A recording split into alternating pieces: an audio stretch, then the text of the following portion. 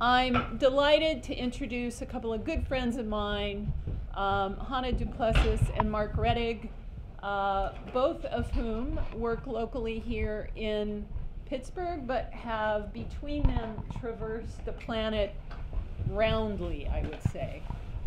I've known Marc for many, many years. 7.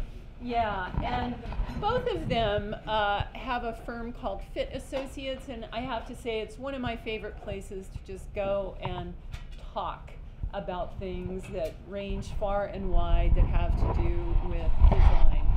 In the past several years, they've both been working in this space that's very difficult to define, I think, but it's what we here at the School of Design call Design for Social Innovation. And they also teach at the School of Visual Arts in New York City. So they have dual roles, and I think they could be classified as that rare breed of designer educator who move very fluidly between academia and the practice, and I think that that's one of the really important things about having them here at the School of Design. So I'm not going to belabor the introduction except to say I'm really looking forward to this and hearing what they have to say tonight. Welcome.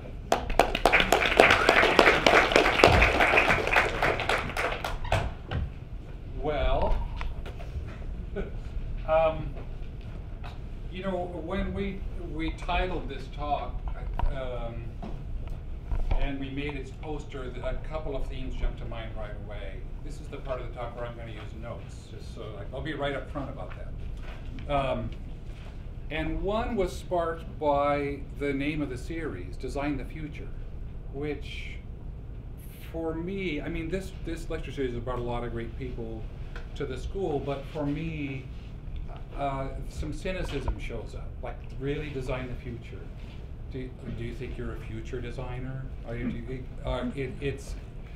you, I mean, we could really use a good future, but when you put that together with what the world is made of conflict and all of that, and design's history of, well, of making great objects, but having its apron strings tied to business, and what's going on with business. You know, there's reason to maybe not be so sure about that. So that led to the just who do you think you are?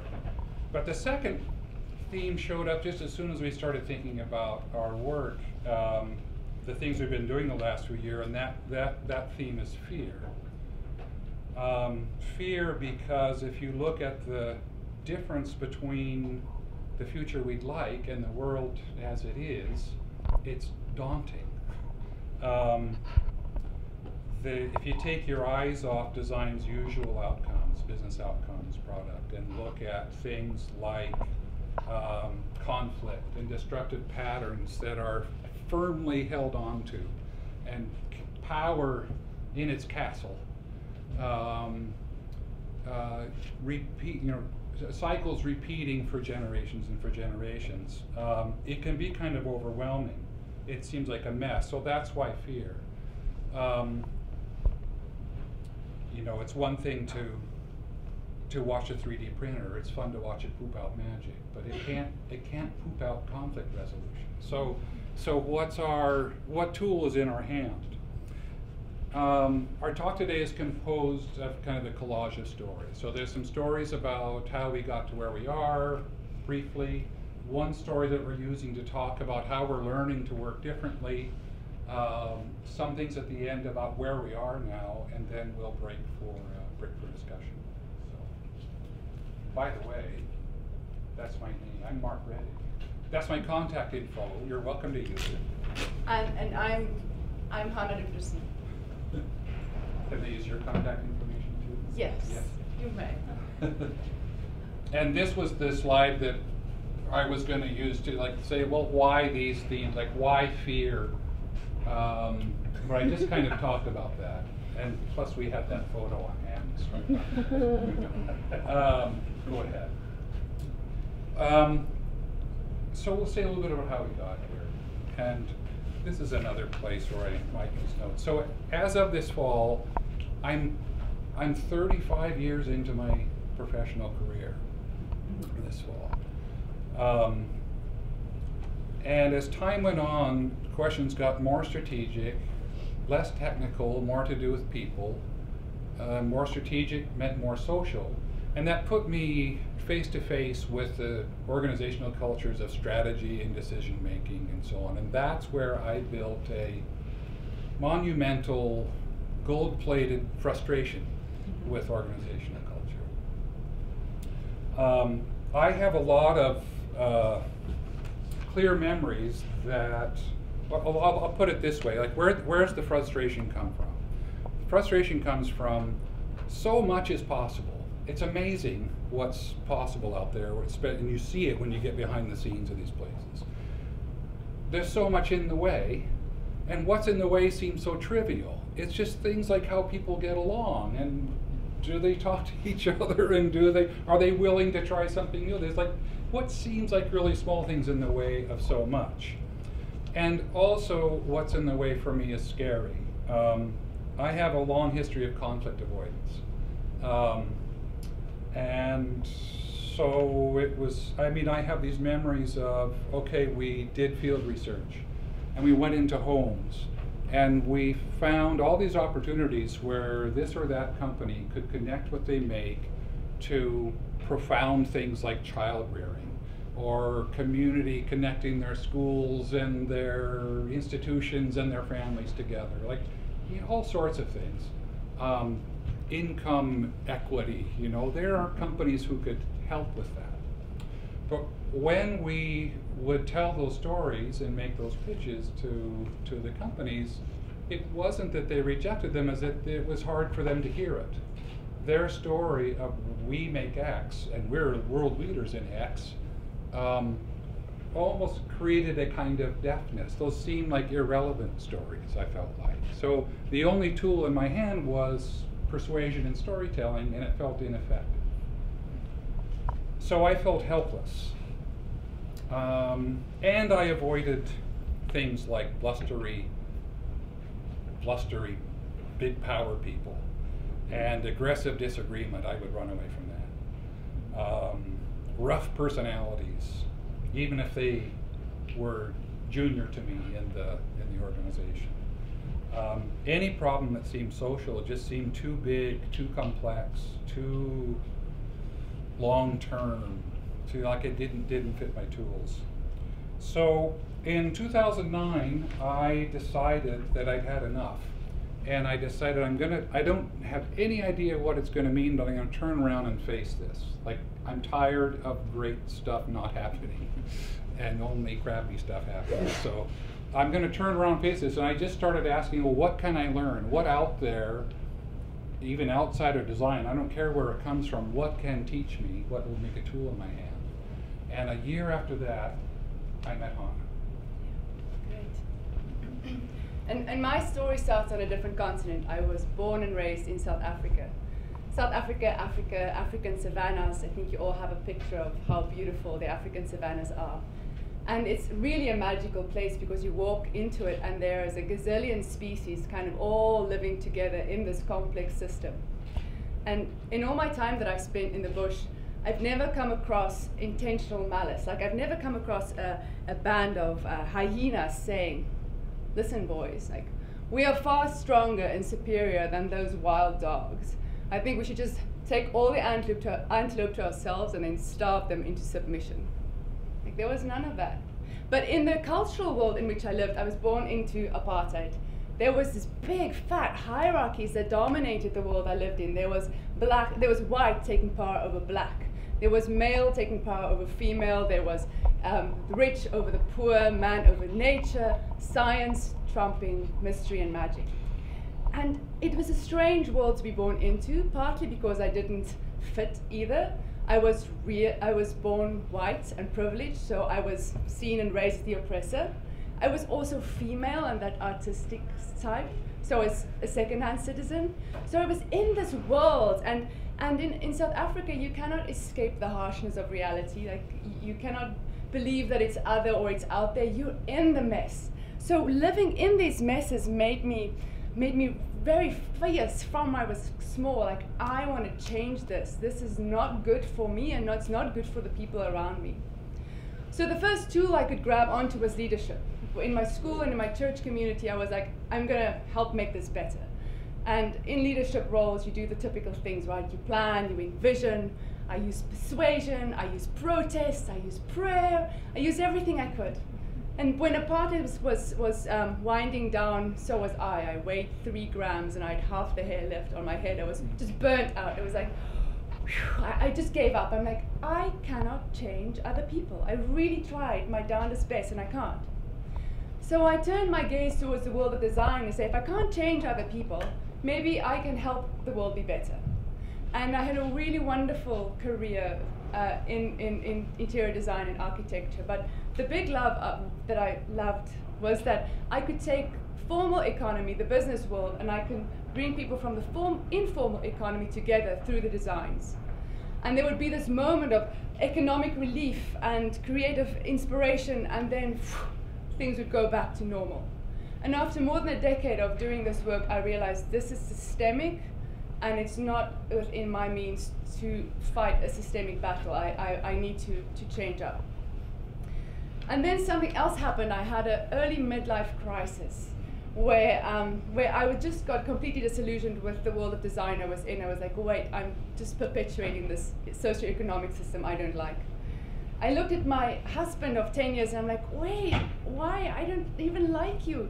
And I'm married to you. And I look at myself and I'm like, I've just become what I didn't want to become, you know, this hard-driven person. So I'm like, wait, pause button, I need to change. So a friend calls me and she says, Hannah, I'm so sorry. And I'm like, what? She's like, it's gonna be so hard. I'm like, I'm just getting divorced. She's like, it's gonna hurt like hell. And I'm like, no. And I Google the grieving process and I look at it and it's like, okay, here you are, and then it's denial, and then it's anger, and then it's depression, and right over there is acceptance. And I'm like, I'm not gonna go there. So I went to a coffee shop, opened my laptop, and I wrote a letter of acceptance both to me and my husband. Like, there's no way I have time to go through anger and depression and all that shit, serious. And 2 years later, I gave myself an A+ for effort. I had changed careers, I was now doing design research and strategy in Chicago. I had a new boyfriend, really great. You know, I made all the changes that I could possibly make. Yes, and then one day, I was standing in the boardroom overlooking the skyline of PepsiCo, and I'm realizing I'm trying to make the world a better place, but in my current role, I'm just increasing the waistline of white middle-aged men, still perpetuating in the cycle that I wanted to break out of. And my dear, juicy boyfriend and I, the same type of relationship that I had before. And that really knocked me awake. I was like, oh my God, I've tried changing people. I've tried changing the economic system where I was. I've tried changing myself really hard, and I completely failed. And I realized that if you don't change the invisible things that animate your behavior, you can change your circumstances as much as you want, but you'll end up recreating your circumstances because the story that gave rise to them in the first place had not transformed. And then I was like, okay, I really need to learn about transformation. And that's when the two of us started working together. Can I drive for you? I don't know, let's try it this way, see what happens. Yeah, so we came together around this question, how do we work? Like, we wanted to engage with these challenges, and we're both uncertain, so we bonded over each other's uncertainty. But to jump ahead, I think we'll use a story. It's a story that comes from one client engagement. So it's a story about one thing, but there's a way in which it's a story about everything. We'll kind of point that out a little bit. Leading up to this, Hannah and I had just our response to the uncertainty was to try to eat everything. Just like, well, where can we learn? People facilitating conflict resolution, situation conflict. What can we learn? What are they doing? Oh, they've written books.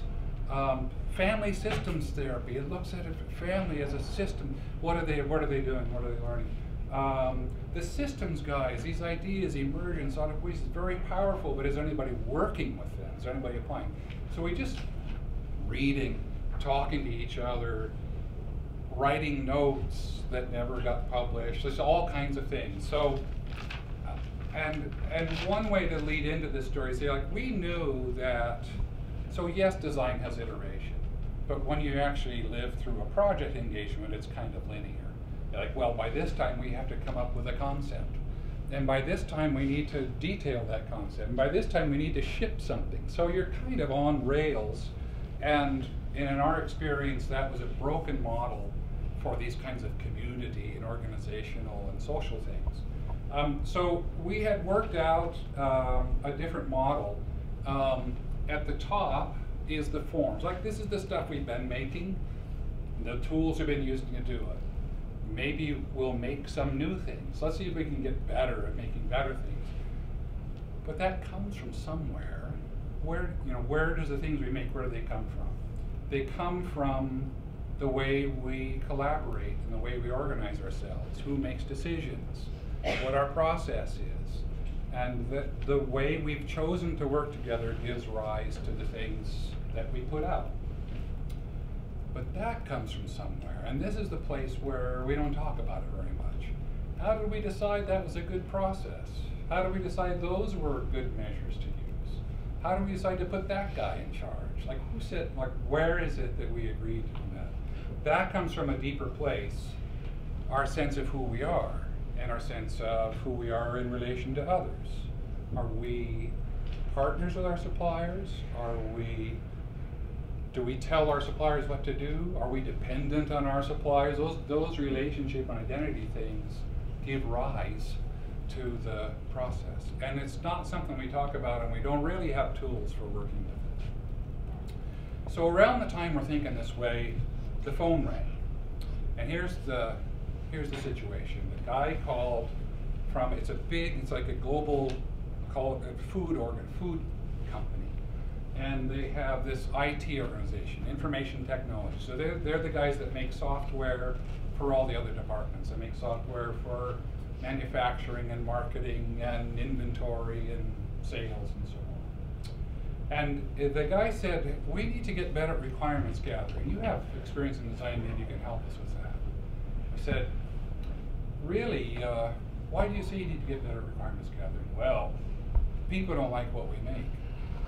Oh, yeah, we make it and they don't use it. So you're trying to get better at making the right thing? Was that how you would say? Like, yes, that's exactly. We need to get better at making the right thing. Well, how do you currently decide what to make? Well, once a year, our directors talk to all the other directors, and they set the project agenda for the year. So you don't actually talk to the people that you make stuff for? Like, well, not really. We don't, because our directors set the agenda. So they make directors for sales, but they don't really talk to sales. So think about this idea of getting, in our case it was sales and IT together. They don't know each other, so they see each other through labels. They see each other kind of through these abstractions. And for IT, I'm going to meet the people that don't like the stuff I make. I know I'm skilled, but I'm going to meet those guys. And for the sales guys, I'm going to meet the guys that made me crap. So it's not necessarily comfortable. Yeah, the directors who hired us didn't think this was comfortable. So that's why we say this may be a corporate story, but we think it's really a universal story. It has all this stuff in it for us, learning to work in the roots and soil of the situation, of relationship, and how people see each other, and identity, and defining stories. So how do you begin something like this? This was one of the reasons I used to turn away. I didn't even know how to start. The answer we're finding over and over again is start by listening. So we our version of that in this situation was first to spend a day at the whiteboard with just a handful of people. And you can see, you know, just draw this up. What's going on? We're coming the whole day talking about what's going on. And you can see things like us, them are already getting written on the board in the first day of listening. So this gave us some important things. It gave us an idea of who needs to be in the room for this work to have legitimacy. And it also gave us an invitation that matters. Like, if we're going to gather people, what will we say to them? Why are we gathering people? Not to help IT get better requirements gathering. To help them learn to create better, help this organization learn to create across boundaries, right? People thought, that's important, I'll give time to that. So there's a principle here of convening the system. It's their future, so they design it. So along the way, we'll throw up some principle slides, and they're us trying to package the heart of some of our lessons that we just keep applying over. Start by listening, not to feed your expertise, but to hear the stories and learn who participates. If you can, convene the whole system. Otherwise, you can work out some boundaries by listening. So what we did was, for 4 days, we gathered a mix of IT and salespeople in a farmhouse basement. Do you want to say something about this container principle? Yeah, I think something which is important is when you bring a group of people into a room and say, hey guys, this is your future, you want them to feel that you want them to know that they really matter and that they're really welcome to bring all of them to the table. If they don't bring all of them, their reservations, their creativity, everything to the table, you're not going to have something good to work with in the end. So we always start by being deliberate about helping people feel seen and heard and welcomed, and then when they come into the room, create the agreements about what needs to be true for you to be able to feel comfortable to speak up authentically, and how can I help create that. So that's it. So if you read the facilitation guys, establishing and holding the container is a skill, and there's methods for it, and something that we can learn to do. So here they are in the basement. Different kinds of people, but we were proud that it was pretty fast. It wasn't long before you couldn't tell who was the boss and who was the janitor. You know. Now we planned this work as a journey, I'll say, from the way we've been to who we could become, which already is a point of view. We're not finding solutions. We're talking about who you could become. And it went in 3 steps. One is see together, sense possibility together, and create together. So that's the overview, and we'll go through the steps. See, so see together. The way we did this, there were really 2 questions, and the first question was, who are you? These guys hadn't met. It wasn't all guys. These people hadn't met. And there was clearly this stereotyping going on. So, okay, let's as a matter of principle, they need to see each other for real. So we just gave them, once coffee and donuts and things were over, we gave them sheets with 5 questions. What are you good at? So IT guys filled this out together, and sales guys filled this out together. What are you really good at? What value do you bring to any situation?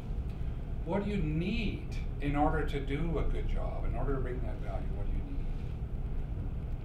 Well, who puts expectations up? Where do your expectations come from? The things you do, how is it that you're deciding those are important? What kinds of projects or work really bring you alive? Make you go like, I'm so excited, today's the day I get to fill in the blank. What kinds of projects?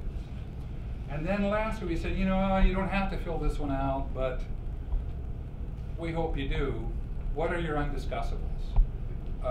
What are the things that seem really important, but you don't talk about them either because it's uncomfortable or because you're afraid? And to our kind of surprise, already it's kind of an act of courage to say, like, come on, you guys, are you willing to talk about the elephants? They just go, all right, it's actually, we're not all expecting the same thing, and it's hard to talk openly, and we're afraid to challenge management. So already they're like, the conversation is deepening, which is why that diagram goes down. Yeah. The second question is what's going on, and there's a lot of ways to do this. The way we did this was something called seeds, weeds, and stones. So again, both teams filled this out, I think. Seeds are what's possible that you want to feed so that you grow more of it. Yeah. What do you, and at the level of people and things, so you can see our 3 layers showing up in the work. All the way down into relationships. What's possible if you want to feed it and get more of it? What weeds are, what have you got that you would rather get rid of? It's there, but it's not good for whatever reason. And stones are things that are in the way of the seeds growing. So what are some barriers? So they just filled this out. They report to each other. Sales is saying it. They did the first 5 questions. IT is saying they do it so good. They're really starting to like, oh, I didn't know that. We're getting surprised. I didn't know that about you guys. You think, you know, like people are having realizations. So, a principle, see the system together, listen together. Any social situation cannot be understood from a single point of view. But people try to do that all the time. In fact, the way things are supports multiple points of view. So, and we find over and over again that this kind of activity loosens people's grip on the old story, on their presuppositions. And it kind of they start to humanize each other. Now, aside from this project, there's a lot of ways to do this. This is just kind of a list of methods from different sources that fall into this seeing together, see the system together, see each other. This thing on the right is from a method where you can use software to collect hundreds or thousands of stories.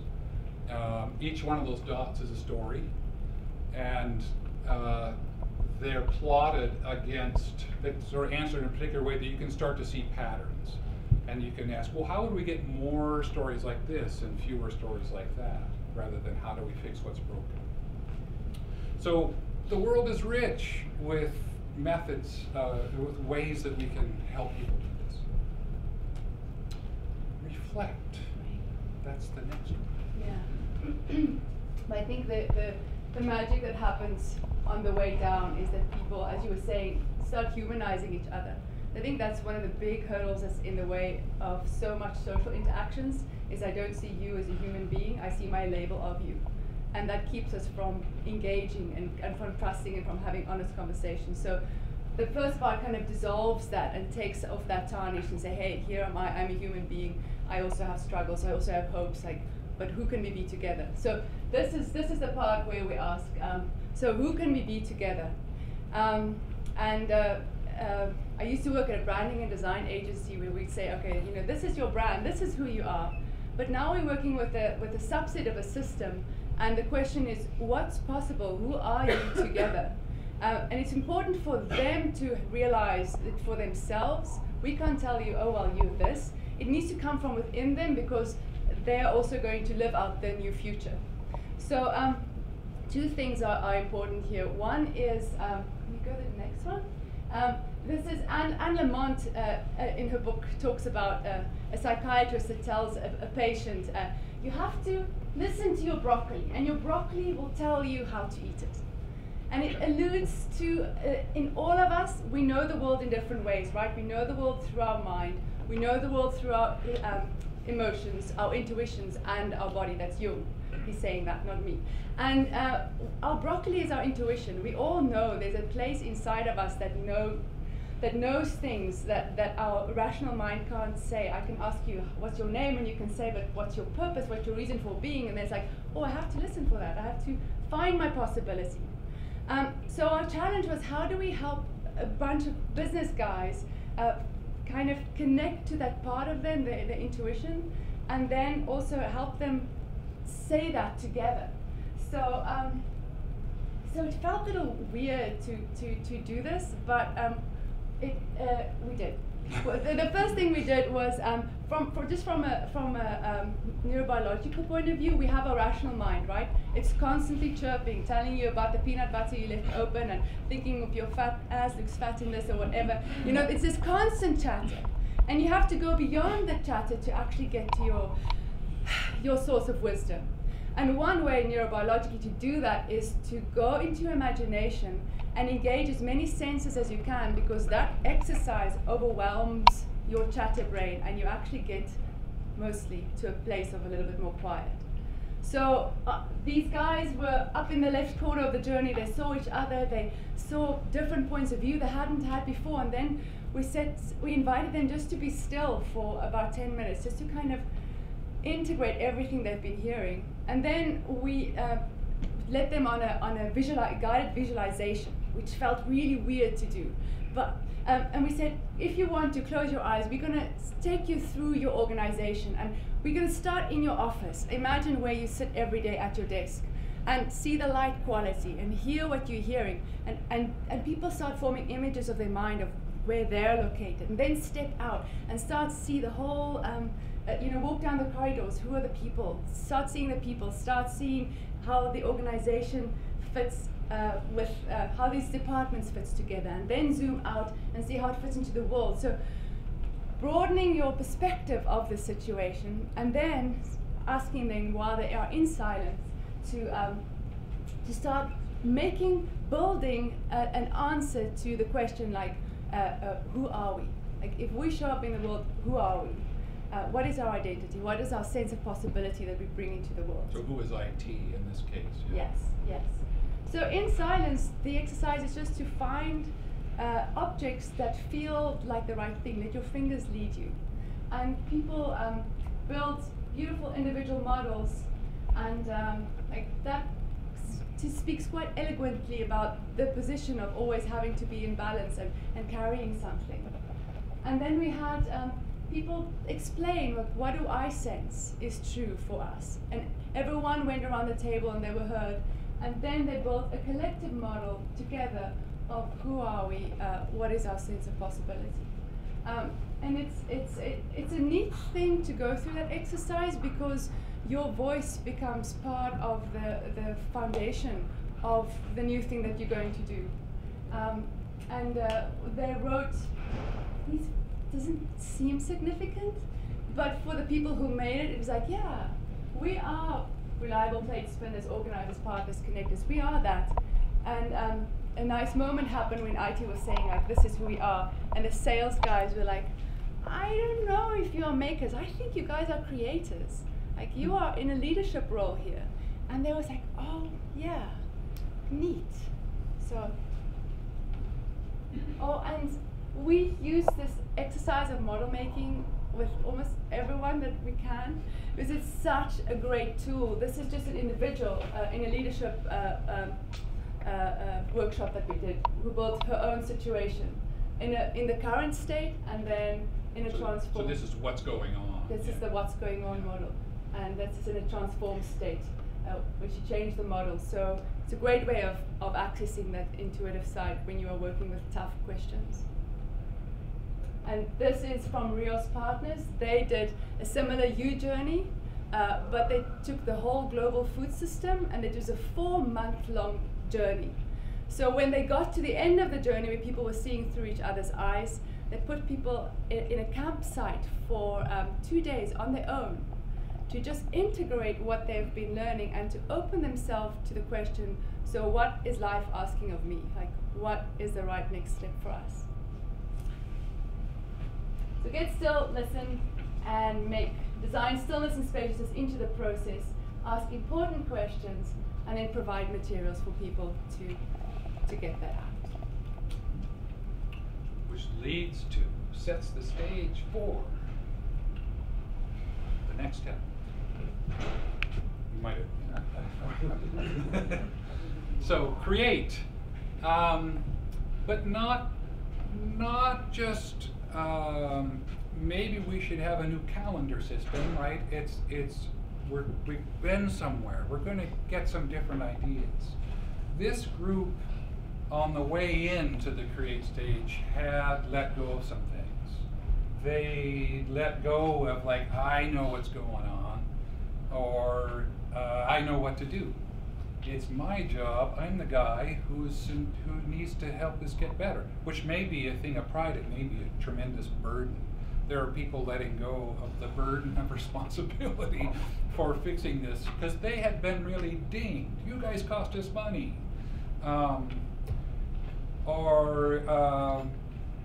You know, these guys are loopy. It's a letting go, like, oh, I actually like these people and they're not that different than me. So some things have been let go of, and they found this collective sense of possibility. And tied with it, as Hannah just said, this kind of, maybe I'm starting to feel a change in identity here. Creator. I'm not just a maker, I'm a creator. Maybe I'm bigger than I thought. Maybe we are bigger than we thought. Those guys are asking us to take initiative. We thought we had to wait for them to tell us what to do. Something's going on. So now we have the conditions in place for this group of people to create together. And so with that feeling in the room, we feel like, okay, now we can go to the next. Now we can go to work in a different way. They stepped away from the way things are. They got past their stories of judgment and I got to perform or you're not performing. There's this lovely atmosphere of openness and honesty. People are talking pretty straight by this point. They feel heard, even the quiet people. When you make a model and then it's your turn to explain it, that's way different for the quiet person than just like, what do you think, Billy? And they're seeing their situation in a new way. They've all seen it. They were all there in the same room when that new way of seeing happened. So it's an experience they had together. Gordon Ramsay has people make sausage together. You know, we had to do this, and they've been laughing a lot. So humor and silliness are once again welcome at work. There's humans doing this now instead of managers. But you know, sometimes there's something in the way. Yes, something which is kind of neat to witness in workshops is when people start to sense this possibility that they have, they're like kind of leaning forward and they're like, oh, like often now I have something to move forward to, but I also have something that's in the way that I haven't had the courage to speak about up to now.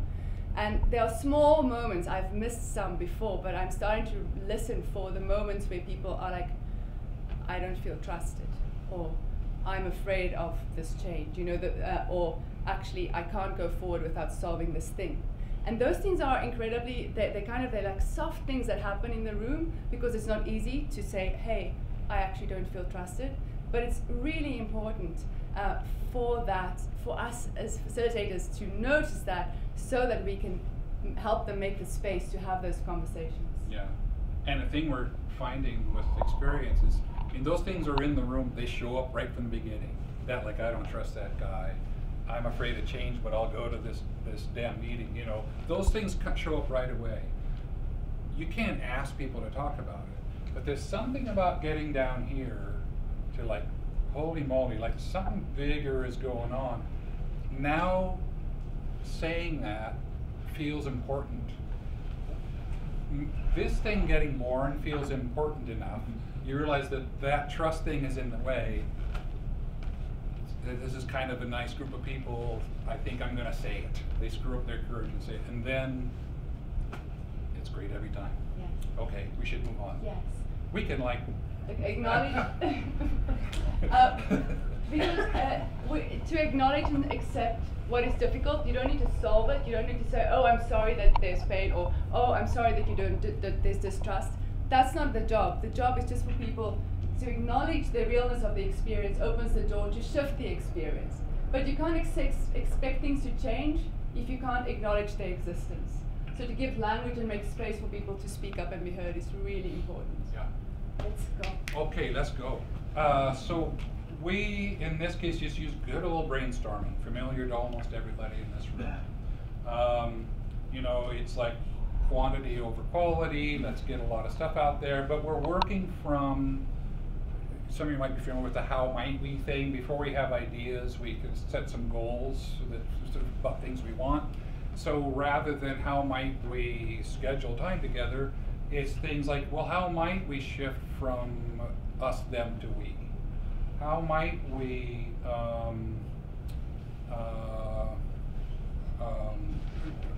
open the boundaries between our parts of the organization? Those kinds of things. So you start getting things like here's a concept, be a chameleon. So that's a really different kind of idea than we would have gotten if we hadn't gone through this process. Or maybe ownership of a project works differently. Maybe there's joint ownership of projects. So they're in it. They're trying to bring this possibility to life. And the dots are for multi-voting, so that some things bubble to the top. We can move the conversation along.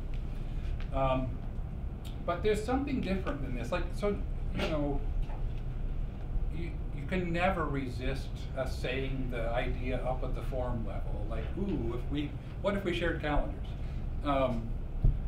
And you just let that show up on the wall. But this workshop emphasized this question of how do we bring this possibility to life in between these two departments. So we got a lot more things down in the guts of that relationship. And rather than we should do this, it's like, this is worth trying, but maybe this could, well, let's try this. Which leads to this idea, it's almost another principle of probes, not prototypes. So the focus shift from solutions to relationships and lasting patterns. So we're not looking for answers or like, how do we fix what's broken? We're looking for experiments we could do in a way that won't cost too much, won't take too long, won't hurt morale, won't damage our reputation. But what we're looking for, our question is, does this attract people to a new and desirable way of behaving around each other? That's a probe.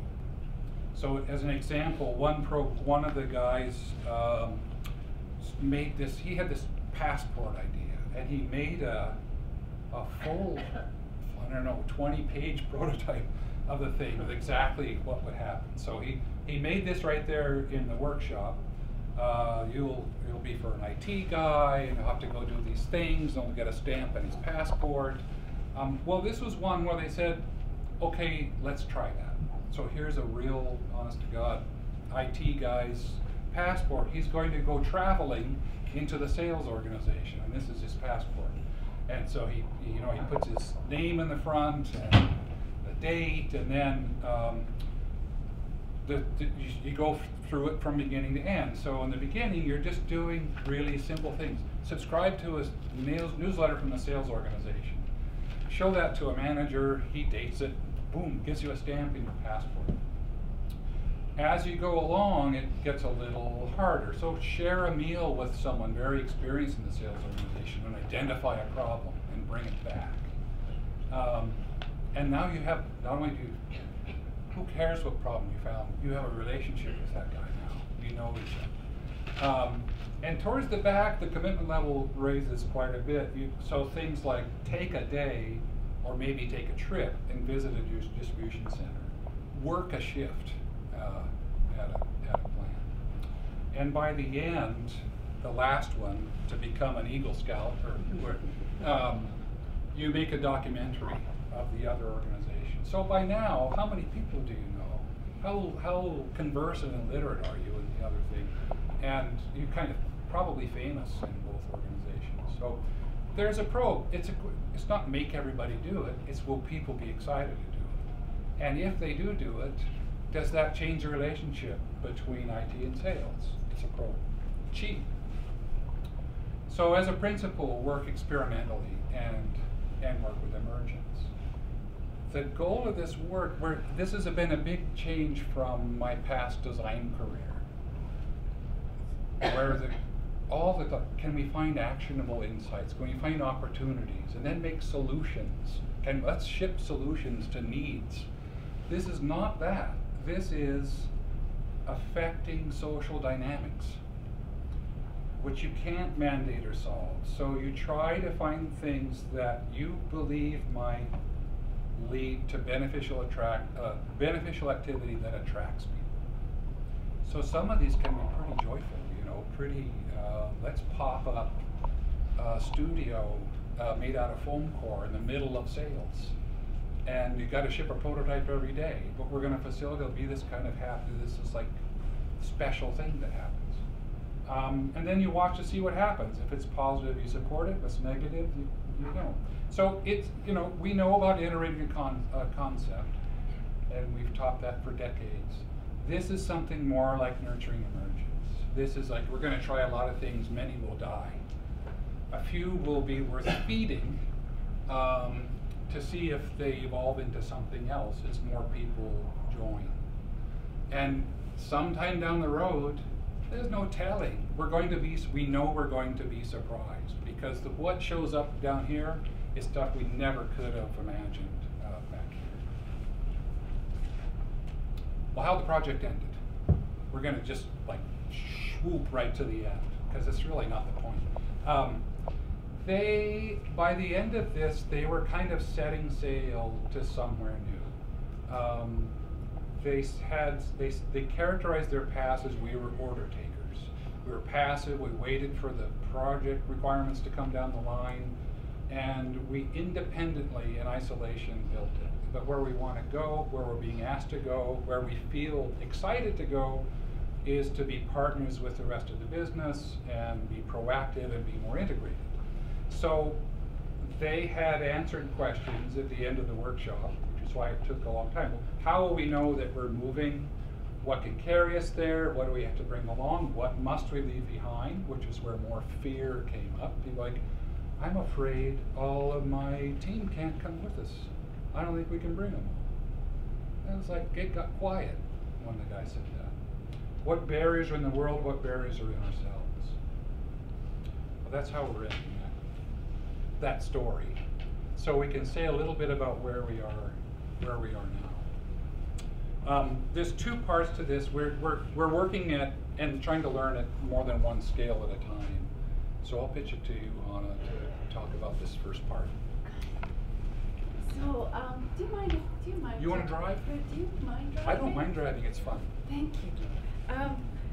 So something which I'm excited about is when I was teaching design in South Africa, you would have models that you can build your ideas with, and you can test them, and you can knock out something, you can look at it, and you would also go down to the shop where you would work with your material. There was a way to make this practical.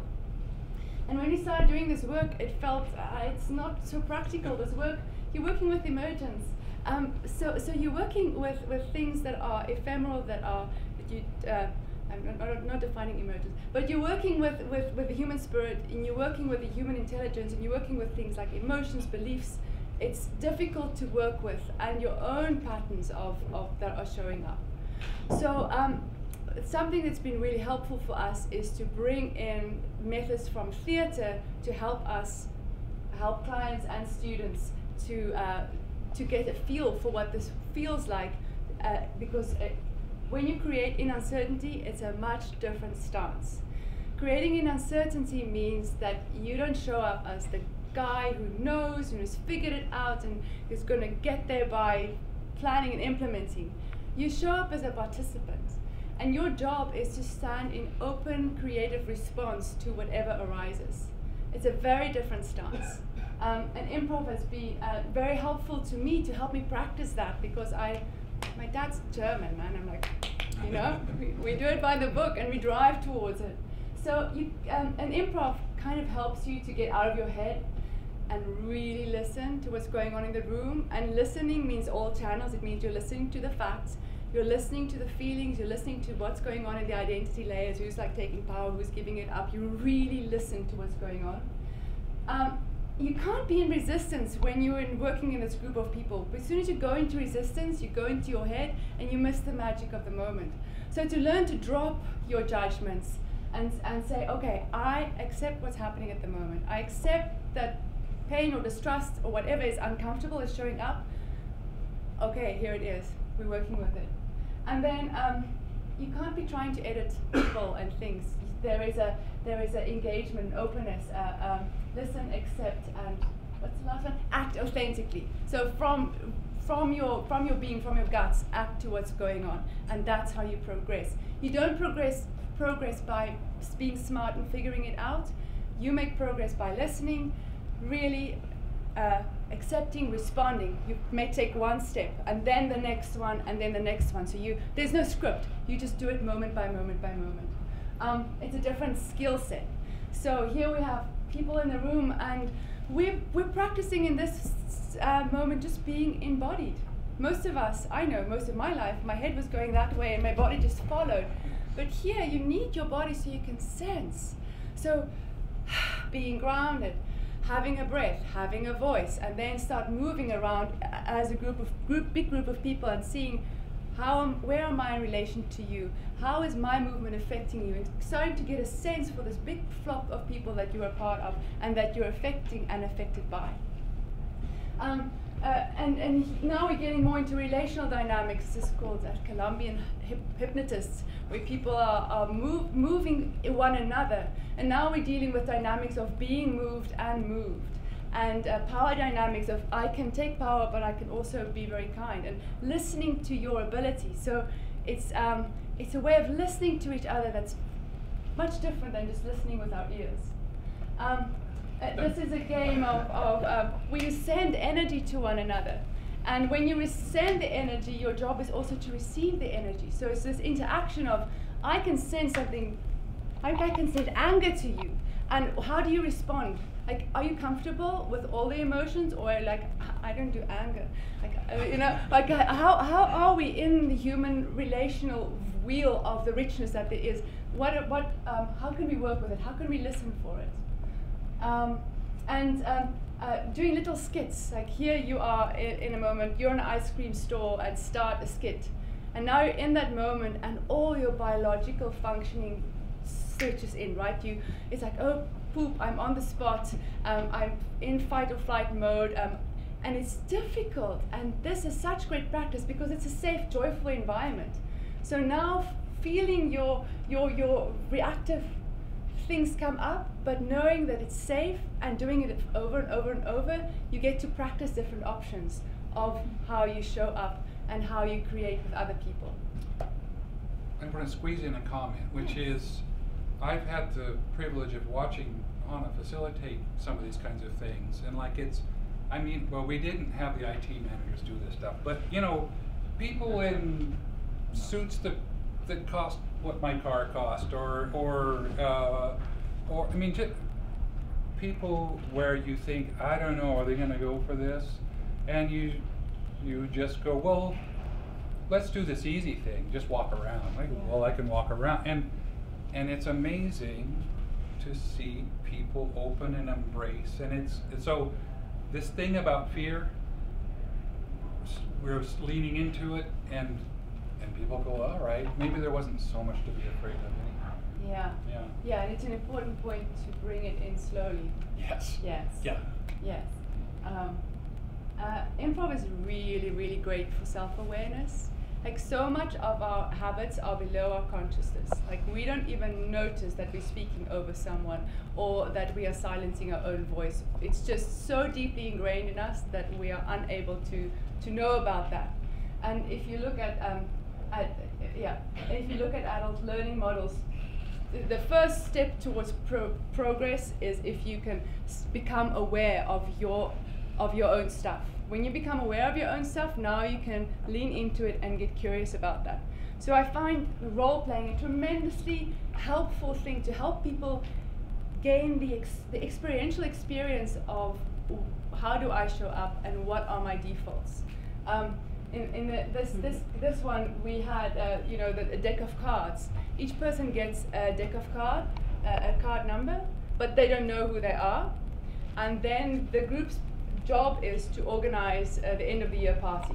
But they're not allowed to say, "Oh, Jack." They just have to treat them according to their status. And it's magic. Every time I do this, once the organization is over, we say, "Okay, line up in who you think you are." And people always get it right. And then we say, "Okay, starting from left to right, give us an I statement." And this guy, the king's like, "I feel empowered, I feel liked, I feel great." And right over there, it's like, "I feel invisible, I feel neglected, I feel unseen." And so gaining awareness of how these social actors, how we give these social interactions, and how we receive these social interactions, and how they can drag us down and how they can lift us up. And becoming mindful of the gifts we have to help people feel seen and heard and validated if we want to co-create their future with them. And this one, we had pairs lining up, and people doing a normal activity. They're good friends, they're making an omelette, everything goes well. We always debrief after an improv activity, like, how was the interaction? It was light, it was joyful, it was great. Okay, now I give each person a card. I say, my card is, "Oh, I distrust you," or "My cat just died, I'm so sad and I can't tell you," or "I feel like a total failure," or "I need to control the situations." So each one gets another card which influences their inner state. And now we replay the same scene. We're still people doing an omelette, but now we gain experiential awareness of how this thing that I'm feeling is making this interaction it's grand turning, man. It's just we're not getting there. And we get to see how what we bring into the room affects how we converse with other people. I love it. This is based on the Thomas Kilman conflict inventory style. So we all have a way in which we engage in conflict. And it's deep in us. Like, the moment the stakes go up and you start feeling fearful, you kind of want to, make yourself small and invisible and slide away or power up or be nice to everyone or passive-aggressively manipulate it. We have that. It's in us all. And there's no shame in it, but it's really good to become aware of what you habitually do, because then you can become curious and you can start trying other things. So in this next one, this one is really hiding under the table. This guy left the room. This one is trying to persuade her. So we role play these situations. We say, this is the pressure's on. You guys have screwed up badly. This is the debrief meeting. Here are your conflict styles. And each person gets to try on a different conflict style, and pause between that to write in your journals as to how does it bring up for you, what's the effect, and it's great because it's self-knowledge, but it's also, we have people who says, "I've never ever said what I wanted to say in such a vicious voice," and not vicious necessarily, but I spoke up for myself when I had the red card, and it was so great. I didn't think I could do that. So you have all the experiences in the room. Things like theater of the oppressed and action replay are established theater methods that help you make a stuck situation malleable. We all have these situations where you're like, "I don't want to talk to that person. I know how that situation is going to go," right?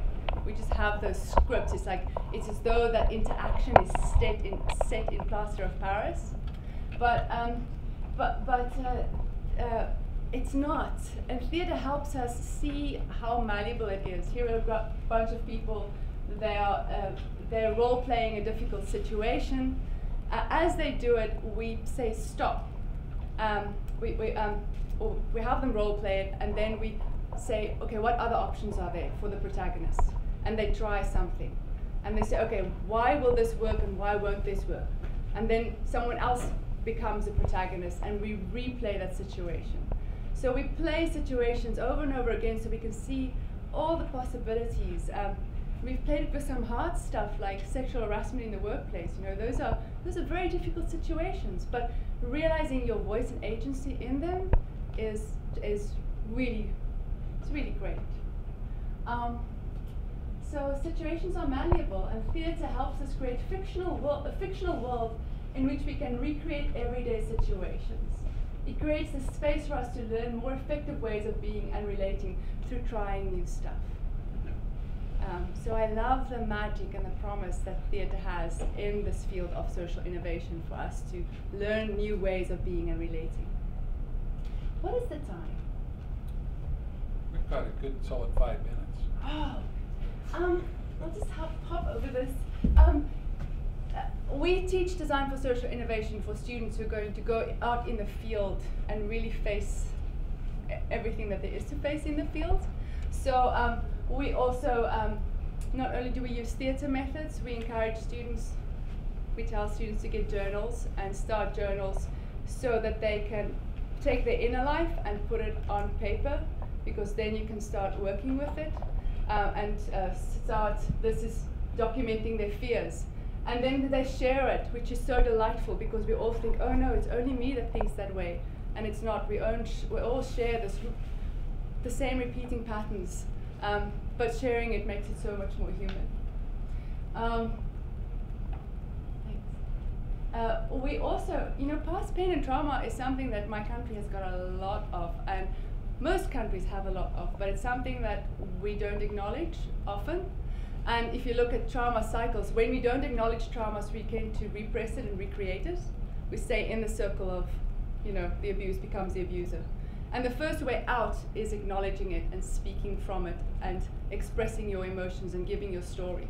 So we actually have our students make art and then tell their story to one another. Just a problem, there doesn't have to be deep or anything, but one aspect, you have to choose an aspect of identity that's difficult and express it. And it's really curative that we can make the space, even though we can't heal the pain, we can make the space and be there for one another as we tell our stories. And then, being a person that can stand in social complexity, in conflict, with your inner critic flaring up and all of that is really, for me it's tough, but I think just being human is tough. You need certain skills like awareness of yourself, of the room, compassion for people around you and yourself. Stillness, you have to access that point of stillness that can help you navigate when you just feel completely lost, and your own creativity. So we give weekly practices, like this week, morning and night, these are the things you're going to practice to start building a capacity to be a person that can stand and do this work. Yeah. So I'm excited that we're finding ways to make the invisible tangible, malleable, and joyful, and to gain these things. Meanwhile, this goes on.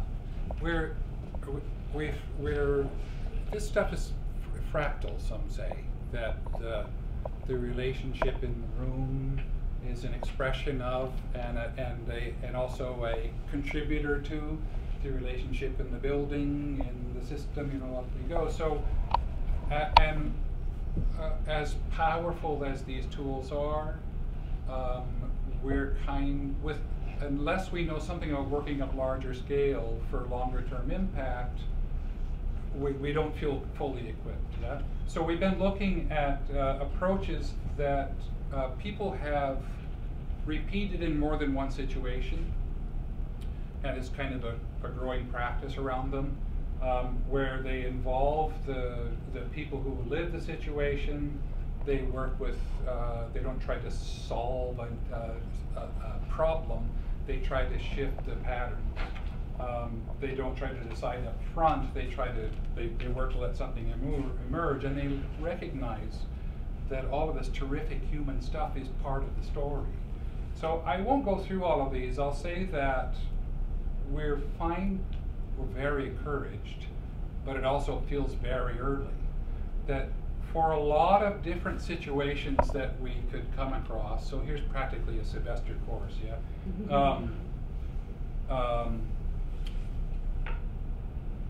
There's people working on, well, how do you put social creativity in place for the long term for a community? There's people saying, what do you do when you absolutely can't start? The only invitation you can make is maybe we can see what's going on, Otherwise, you know, what do you say to the Israelis and the Palestinians? What do you say to South Africa after apartheid? So this is an example of some of the things that we're looking at the larger scale and teaching in our courses, and getting in conversations about and looking for ways to do experiments in. We thought, you know, there was a promise/threat in the poster for this course. It says, talk about the thing you fear. I think we've covered the things we fear. And then it says, and the mother of the thing you fear. This poet David White says, it's not the thing you fear, it's its mother. What's the mother? So I said I was afraid of conflict, and afraid to go into these socially complex situations. And I turned away from strong personalities, and I just said, I just go do the things I'm good at, you know. What was under that? I'll say in the last 5-6 years, I have learned something about that, and that takes you down into your giblets. And what I found in my giblets was this sense, I am not enough. They're from seed in childhood, probably. That, who am I to do this kind of work? Why would anyone get, plenty of people are doing it already. I'm not enough. But now I have an answer. Who do I think I am to do this kind of work? It's all that's asked of me is to show up as me. And it turns, what we keep finding is there's thousands and thousands of others. Why can't I make that big map of all these approaches? Why do we have all these things that we can learn from? Because we're part of something.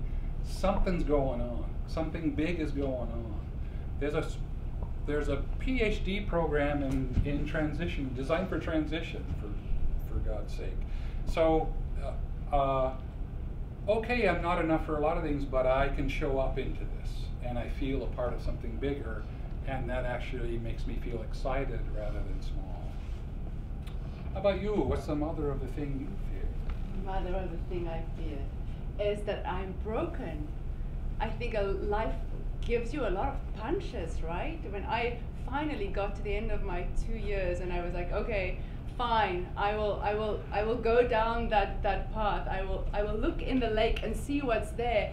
I saw a lot of things in myself that I previously just didn't, like a lot of anxiety, pain and trauma I completely shoved away, an inner critic the size of Manhattan that just sometimes overshadows me, like things that I didn't want to know or deal with. It's like, where's the party? But I realized that that's who I am. And I'm also realizing that the things in life that happens is a real gift, because as I heal, I can help others heal. And as I engage with what's difficult and learn how freaking difficult it is to engage with it, I can help others have that too. And I can have so much compassion for people who are struggling every day to show up and be a brave human being. So our invitation for you is to move into your fear. It doesn't kill you, makes you stronger. It won't kill you. Yeah. You're not alone in it. Yeah. Any questions?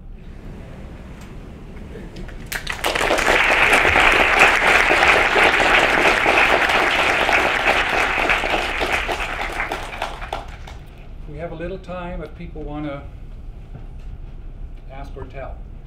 So, it seems like when you talk about identity, you're usually talking about people's identity as it relates to their workplace, but then also you're at the end, you're really talking a lot about your own personal identity. So I was just wondering, when you work with corporations, companies, do you try to bring that personal identity part into it? Because that seems like a big part of what motivates people to do their work.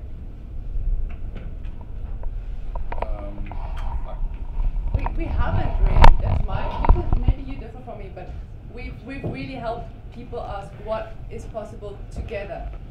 You matter as an individual, but this is about the bigger whole that we're moving towards. And identity is that word's carrying a lot of weight, yeah, in a lot of different situations. I think I'd say in corporate settings, these kinds of conversations bring people to conversations that are at an identity level. Maybe no one says that word, maybe that, but we are creators. I am a creator is an identity statement, yeah. So it goes there. I actually don't really care. There's no formalism here about whether we check off the identity box. But we've done stuff in neighborhoods in Pittsburgh, and here comes the 4th generation Polish person, and here comes the half-inked, halfway to fully inked person, yeah, self-proclaimed anarchist, and they're in the room together, and they're discovering that they want the same things in the neighborhood. So perceived identity starts out as part of the story, and then it shifts. Did that help? Yeah. Yeah. You. Just an observation. I do know nothing about this world really, but I did experience a little bit of their process with this neighborhood that they're talking about. And you think a bunch of making little sculptures of twigs and twine. I mean, we're talking about boiled, hatchet-faced church ladies versus punk anarchists versus the academics and a group of people, and it was astonishing. I didn't think everybody was going to go for the idea. Everybody went for it. Everybody took it serious, and it was magical. That room levitated. It was astonishing. And one other thing is that that reminds me that Mr. Rogers always said, puppets can say things that sometimes they can't. So, Yeah. I think that's part of it. Thanks for the testimony. Yes. You said in one of your examples that you gave a group of people a conflict situation, and some people left the room, and some people assumed a power position. So I'm wondering, is there an effective way to approach a conflict when you're in a group, or is it important for different people to assume different roles? What are your thoughts? The situation was it was people learning about conflict, so they each had a role that they had to assume. So it was like, this is your job, is to make a scene, and your job is to avoid it. So there wasn't a client situation where people walked out. But there are a lot of better ways to handle conflict. It's a great question. It's a big question. I think becoming self-aware is great. Listening for beyond positions to what the needs are is one of the key things in conflict resolution. I feel like, what else? There's so much. Seeing the other person, being curious, breathe before you speak. There's, I feel like I'm mumbling, but... Well, one thing I can say I've noticed being in the room when you're teaching is that, yes, it's big and there's book length answers to your question, but no one teaches us anything about this. So a few things, a little can help quite a bit. Awareness of these different styles, people, and things like position versus need. There's a small number of things that at least give somebody a tool and a little way to see what's going on. And if you want to read a book about that, Getting to Yes and Hard Conversations are really great books. Difficult conversations. Difficult conversations. Yeah. Hailey, you wanted to... Yeah, I like how you started with this phone call. Help, our directors are talking to each other, directors once a year, and it's just not working out. Were the directors part of this exercise, and how was that power dynamic integrated with the group that really bonded the sales and IT? The manager who was in the room and who sort of, cause so one of the things is, well, what boundaries are you going to work with? Because you can't take the whole thing on at once. So the decision, mostly on their part, was, well, one team, so it was a VP who reported to the director, the other way around. I get mixed up, which is higher up the chain. And they said, well, let's try it with these guys. The directors themselves is actually, I think I would have run that differently if it had been. Does that answer your question? So, I mean, it sounds like there was this amazing bonding and realization of shared goals and problems. But then I didn't know if there was another layer of management that was absent, and then how do they infect them with their new bond? Yeah. I'd say a thing that we're learning from a lot of these learning experiences is that for the impact to last, so even with that, you have to ask, well, how does, if this seed starts to sprout, how can it receive the conditions it needs to spread, send out rhizomes or whatever? And that was not part of the conversation with these guys. So as far as we know, a few things happened, but most things didn't. But we're not really in touch with them to know what's going on right now. So you have to hope for a creative mutiny of some sort. Yeah. But that's one of the reasons that these bigger approaches are important. Because, like, well, what are the conditions we need to have? I think I would have a different conversation with them now than we did 2 or 3 years ago when this happened. Where are you looking? In back. So, from these experiences, I just wonder, in terms of that arrow that you guys started at, like the beginning and the end, I get this sense of an existential brand and a topical brand, and the idea is that all these abstract ideas that you use to create, these new perceptions and understandings between the people in the corporation, what comes first, the brand that the corporation kind of labeled itself as, or the brand that comes from these interactions? It's my favorite branding people choose option B. That I think that's a little bit outside my expertise, but the really powerful brand programs that I'm aware of started with, like, the giblets, or they didn't start. They got there eventually and created up from there. Would you nod at that, Terry, or yeah? Yeah, Dan. I want to pick up on what she was asking because I had a similar question. Over the years, I've heard people say something like, a bunch of us from the company went and did 3 days with IDEO, and we were changed individuals, and we were so damn excited. We went back to our offices, and within a week, we were back to the same old practices. How do you make this experience and this change of mindset, change of behavior sustainable? And maybe it's not a one-shot deal. Maybe they've got to come back, or you've got to go back for more practice, because it takes practice to be good at this. Yes. It doesn't happen overnight. Yeah. And Practice and skilling. It takes skilling to move. So how if you're saying lots of people do this, what makes what you do unique? I think this question is a frontier question. There's decades of change management and decades of organizational learning, and there's how old is Edgar Schein now?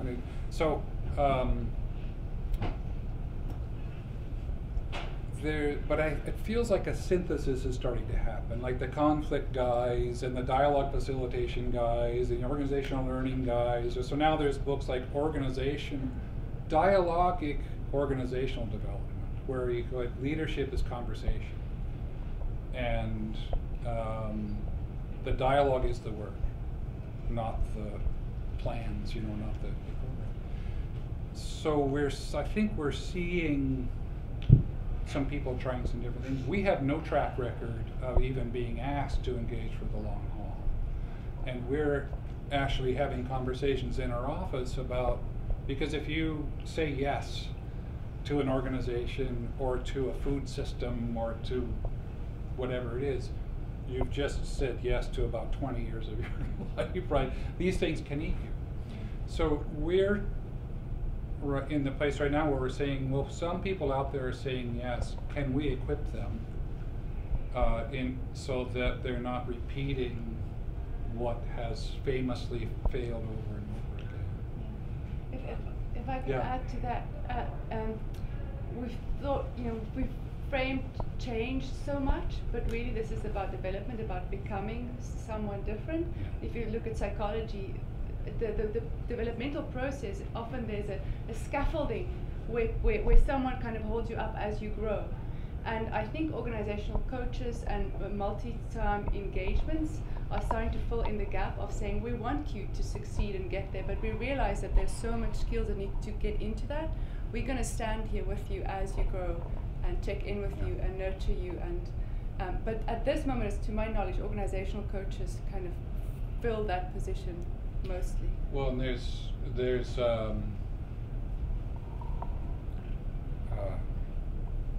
lot of the history of failure we're talking about is built on, I'm going to reach in and change this kinds of approaches, and this let's pay attention to our higher possibility and ask how can we become into that. That's one of the things that's new. So Sherry first, and then you. I think it's a really good question, Dan, and I would just respond also by saying that, I think 20 years ago you would never have heard a lecture like this in a design school.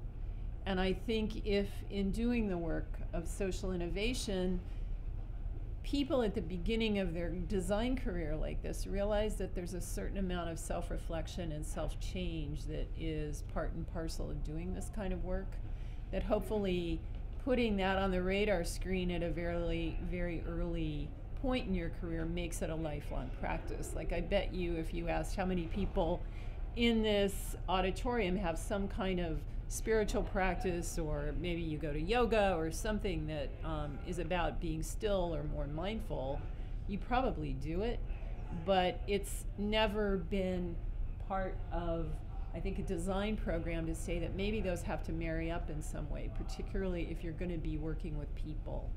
And so hopefully in the program we're just starting to open the door, and I think having these two folks as part of the faculty will begin that conversation, and most of you are going to take it further than I ever could.